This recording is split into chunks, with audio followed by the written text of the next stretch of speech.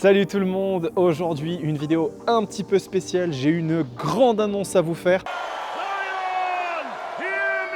En tout cas, c'est une grande annonce pour moi, ça c'est clair. Vous avez dû vous en douter, d'après le titre et la miniature, je deviens youtubeur à plein temps. Ça fait maintenant 1 an et demi que la chaîne a commencé. Du mal à croire que ça fasse aussi longtemps, j'ai l'impression que c'était hier en réalité. Et c'est à cause de cet homme que vous devez me supporter aujourd'hui. L'histoire de la chaîne n'est ni épique, ni tragique, ni quoi que ce soit, hein. Tout simplement, Antoine était en train d'arriver à la fin de sa période de A2 et il allait bientôt avoir sa passerelle A. Et il passait un temps fou sur YouTube à chercher une nouvelle moto, et un jour il m'a tout simplement dit: mais Rodolfo, pourquoi tu fais pas des vidéos sur YouTube? Et voilà, on y est 1 an et demi plus tard, 114 vidéos, 7400 abonnés, plus de 100 000 heures de visionnage et presque 1 million de vues. On n'est pas loin, ça va arriver. Vous me regardez depuis la France bien évidemment, mais aussi la Belgique, le Canada, la Réunion, l'Espagne, l'Italie, plus de 53 pays, c'est complètement dingue. Et je vais pas vous sortir les violons habituels de tout ceci n'aurait pas été possible sans vous, vous vous en doutez.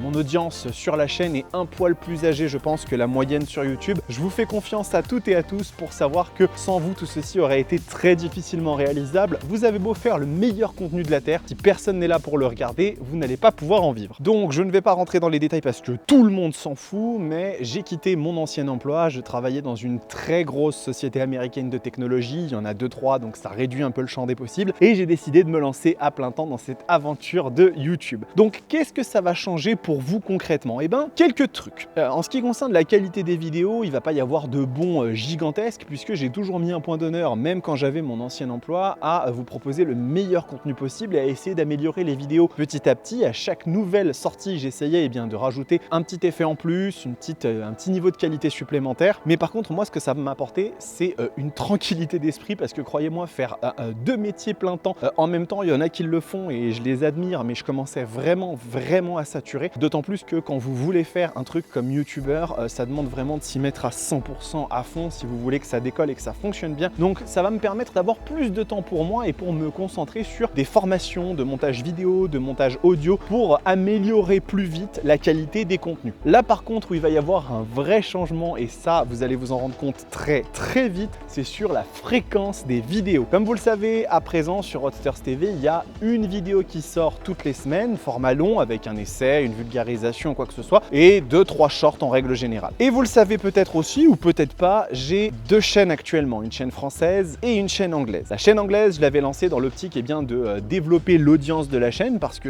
le YouTube game anglophone est beaucoup plus développé que le français. Il y a 50 fois plus de gens qui parlent anglais sur YouTube que de gens qui parlent français. Mais malheureusement, à l'heure actuelle, le retour sur investissement de la chaîne anglaise est relativement faible. Le temps que je passe sur les vidéos n'est pas compensé, il n'est pas rentabilisé, le nombre de vues est assez faible, et je vais donc mettre une pause temporaire, mais je pense quand même de quelques mois voire années, sur les contenus long format en anglais, parce que en fait ça me prend vraiment trop de temps et que là j'en suis à un moment où comme je vous l'ai dit, je suis parti de mon emploi, donc il faut vraiment que je me focalise sur des projets qui me donnent de la confiance, qui ont de la réussite. La chaîne française en est l'incarnation, ça pour le coup je me fais aucun souci que cette dernière va continuer à se développer, et donc le fait d'arrêter de faire des vidéos long format en anglais va me permettre de m'accorder plus de temps sur la chaîne française. Et donc à partir de la semaine prochaine, je vous annonce qu'on passe à un rythme de publication de 2 vidéos long format par semaine.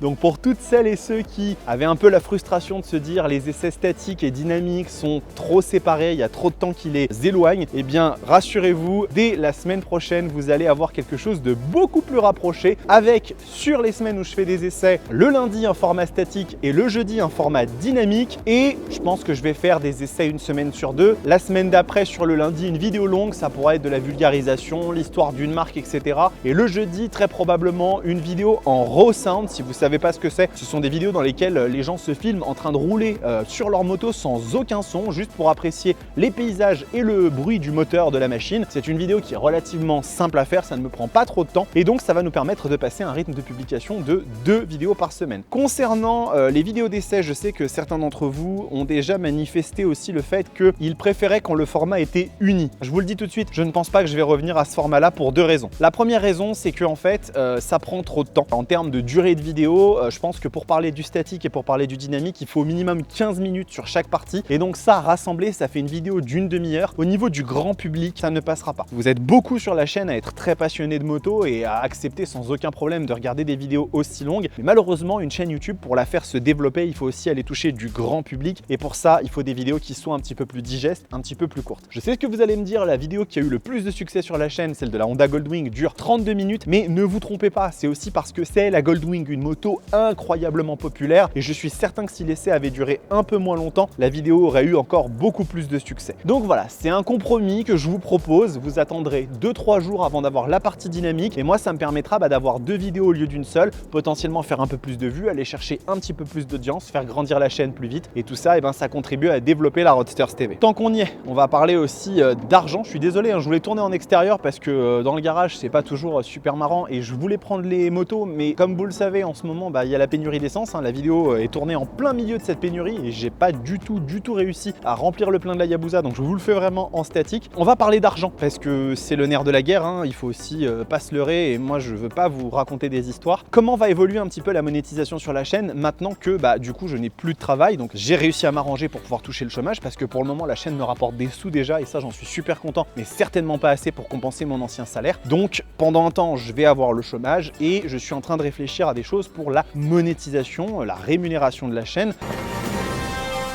Et je ne vais pas passer par des financements participatifs type Utip, Tipeee, ce genre de choses. Je veux vraiment passer uniquement par les outils que YouTube peut mettre à ma disposition. Donc ça veut dire les publicités qui viennent de AdSense, les publicités que vous regardez avant le début d'une vidéo ou pendant cette vidéo-là. Donc ça, c'est une source de revenus. Il faut faire un certain nombre de vues pour que ça commence à devenir intéressant. On va dire que pour avoir un train de vie à peu près correct, à peu près normal, on commence à arriver sur le 1 million de vues par mois pour réussir à s'en sortir. Donc on n'en est pas encore là sur la chaîne, mais ça me rapporte déjà un peu de sous et ça, j'en suis très content. La deuxième chose, ça va être également, je suis en train d'y penser, les placements de produits. Donc je veux pas me rapprocher d'entreprises qui font des placements de produits pour des placements de produits. Je vais pas parler de jeux vidéo sur la chaîne, ou alors je pourrais le faire si c'était un jeu vidéo de moto, mais je veux vraiment des choses qui soient correspondantes à l'identité de la chaîne. Donc des fabricants d'échappements, d'accessoires, de casques, de vêtements de moto. Ça peut être extrêmement sympa. Tout ce qui est NordVPN et compagnie, je sais que c'est facile un petit peu de pouvoir avoir des sponsorings de leur part parce qu'ils sont présents un peu partout. Je veux vraiment pas rentrer sur ce terrain-là à moins de pouvoir vous faire des placements qui soient chouettes, qui soient sympas, un petit peu comme ce que font Villebrequin ou le joueur du grenier. Les placements de produits sur ces chaînes-là, on les regarde avec autant de plaisir que le reste de la vidéo. Il faudrait vraiment que je réussisse à faire un truc dans cet esprit-là pour aller chercher ce type de placement. Je ne me l'interdis pas, mais pour le moment, c'est pas ma priorité. Il y a aussi d'autres axes sur lesquels je suis en train de réfléchir et l'un d'entre eux, c'est le merchandising. C'est une étape qui est quasiment indispensable et indissociable de l'évolution d'une chaîne YouTube. C'est la création d'une boutique de merchandising parce que, en règle générale, les gens qui regardent la chaîne de façon régulière, ils aiment bien avoir des petits goodies, des mugs, des t-shirts, des porte-clés, des choses qui peuvent être un petit peu sympas. Donc je suis en train de réfléchir à ça parce que c'est aussi quelque chose qui peut être sympa pour vous si vous voulez soutenir la chaîne et avoir un petit souvenir qui soit lié à la Roadsters TV. Je passerai très probablement par Spreadshirt pour commencer. C'est un site qui vous met tout à disposition. Vous uploadez vos logos, vous les mettez en ligne et après il vous décline ça sur plein de produits différents. Vous faites moins d'argent, moins de sous avec les commissions, mais au moins toute la logistique est gérée. Ça peut être une solution un peu plus simple pour commencer. Finalement, les deux derniers leviers de rémunération auxquels je suis en train de réfléchir, le premier c'est les super thanks. Donc ça, c'est un truc qui est en place via YouTube depuis un moment. C'est une sorte de pourboire en fait. C'est des sous que vous pouvez donner à votre YouTuber, votre créateur de contenu préféré. Je crois que le minimum c'est 2 € et ça peut être utilisé dans plusieurs cadres. Par exemple, quand vous avez un commentaire et que votre YouTuber répond et que la réponse vous apporte exactement ce que vous souhaitiez, qu'elle vous satisfait et que vous voulez le soutenir, et vous pouvez le remercier avec un super thanks,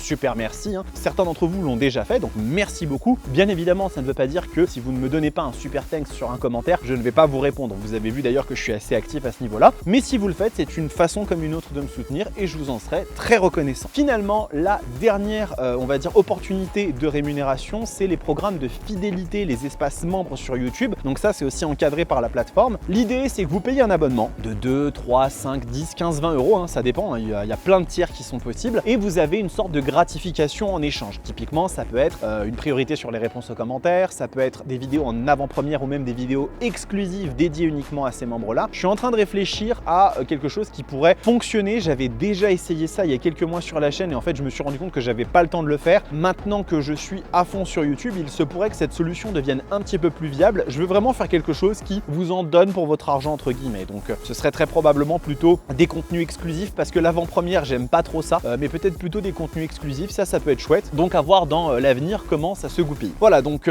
c'est à peu près tout pour on va dire le statut et les choses que je vais mettre en place. Il y a énormément de trucs totalement dingues qui arrivent sur la chaîne dans les prochaines semaines, les prochains mois, et cette transition va me permettre de faire la transition justement sur la deuxième grosse annonce de cette vidéo. Je pars à l'EICMA 2022. Pour ceux et celles d'entre vous qui ne savent pas ce que c'est que l'EICMA ou l'EICMA, c'est un salon de deux roues qui se tient à Milan en Italie chaque année et c'est le plus grand salon de moto au monde. Juste à titre de comparaison, le mondial de l'auto à Paris, qui est maintenant le mondial de l'auto et de la moto, contient 2 halls au parc des expositions de Versailles. Ces 2 halls tiennent dans un seul des 7 halls de l'EICMA. C'est la Mecque de la moto, c'est là que toutes les grosses nouveautés pour l'année suivante sont annoncées, donc autant vous dire que je vais être comme un gosse à Noël. J'ai réussi à avoir les accréditations presse pour y aller, donc je serai sur les 2 premiers jours qui sont fermés au public et je vais couvrir tout ça rien que pour vous. Je les remercie énormément et je peux vous assurer que je ne vais pas décevoir leur confiance puisque je vais vous mitrailler de vidéos. Je pense que le format le plus sympa pour faire ça, ce sera des shorts, c'est-à-dire que toutes les 2 journées où je vais être présent, je vais vous inonder de shorts avec toutes les nouveautés qu'il va y avoir sur les stands Suzuki, Yamaha, KTM, BMW, Ducati, etc.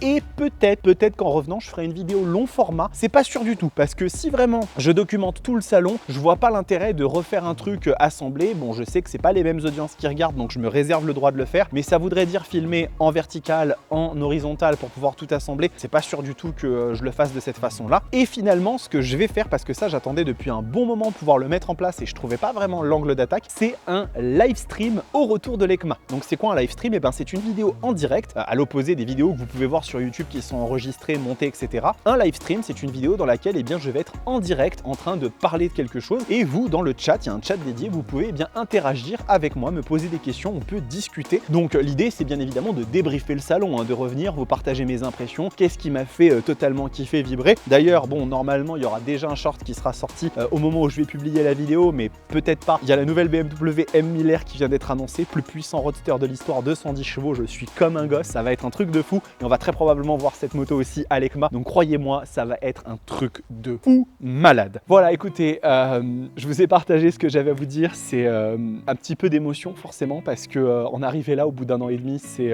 beaucoup de chance d'avoir des personnes qui suivent avec autant de régularité et autant d'enthousiasme la chaîne. Donc en ça, encore une fois, je vous remercie. J'ai un peu peur, je vais pas vous le cacher, je suis un petit peu effrayé parce que c'est se lancer sans filet. Être son propre patron et se lancer dans l'entrepreneuriat, c'est pas la même sécurité que d'avoir un emploi avec un salaire. Mais je pense que je l'aurais fortement regretté si je l'avais pas fait parce que c'est vraiment le projet de ma vie et quelque chose qui me tient particulièrement à cœur. Donc croyez-moi, la Roadsters TV, ça n'a pas fini de se développer et de grandir. Donc c'est le meilleur moment pour s'abonner à la chaîne, me soutenir. Et bien évidemment, je vous retrouve la semaine prochaine pour l'essai d'une machine que vous avez déjà vu à plusieurs reprises sur la chaîne, mais qui n'a jamais eu son petit spotlight ou les lumières. Vous allez voir, ça va être très chouette. En attendant, portez-vous bien, kiffez vos motos. J'espère qu'il va faire un peu plus beau parce que là, ça devient pas foufou et qu'on va avoir de l'essence. Ciao!